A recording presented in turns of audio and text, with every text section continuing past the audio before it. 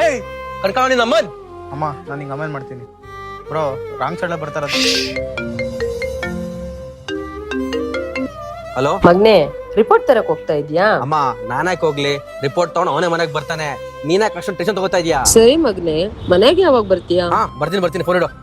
ಹೇಳ, ಏನ್ ಹೇಳ್ತಿದ್ದೇನೋ? ನಿಮ್ಮ ಅಮ್ಮನ ಹತ್ರ ಮಾತಾಡ್ತಿದ್ರಾ? ಹೌದು ಮಾತಾಡ್ತಾ ಇದ್ದೆ. ಏನೀಗ? ನಾನು ನಮ್ಮ ಅಮ್ಮನ ಹತ್ರನೇ ಮಾತಾಡ್ತಿದ್ದೆ. ಆದ್ರೆ ತಲೆ ತಿನ್ಬೇಡ, ಮೊದ್ಲೇ ತಲೆ ಕೆಟ್ಟೋಗೈತೆ. ಆಗ್ಲೇ ನಿಮ್ಮ ಅಮ್ಮ ನೋಡ್ತಾ ಇದೀನಿ.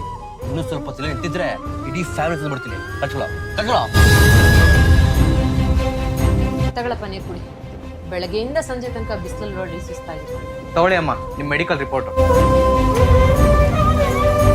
ಏನ್ ಬರ್ದಿದೆ ಇದ್ರಲ್ಲಿ? ನನ್ಗಂತೂ ಡಾಕ್ಟರ್ ಭಾಷೆ ಸ್ವಲ್ಪನೂ ಅರ್ಥ ಆಗಲ್ಲಪ್ಪ. ನೀವು ಇಲ್ಲಿ ಒಬ್ಬರೇ ಇರ್ತೀರಾ? ಇಲ್ಲಪ್ಪ, ನನ್ನ ಮಗನ ಜೊತೆಲೇ ಇರ್ತಾನೆ.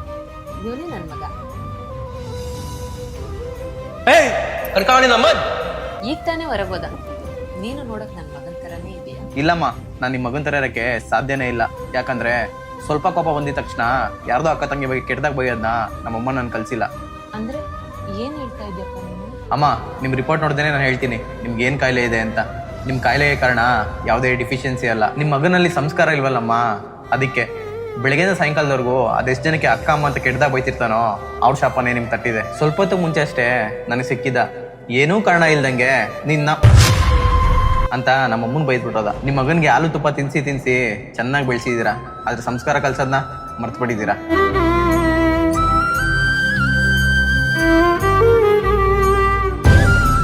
ಅಮ್ಮ ಇವನಾಗ್ ಬಂದಿದೆ ಇಲ್ಲಿ? ನಿನ್ನಮ್ಮಂದು ರಿಪೋರ್ಟ್ ಕೊಡ.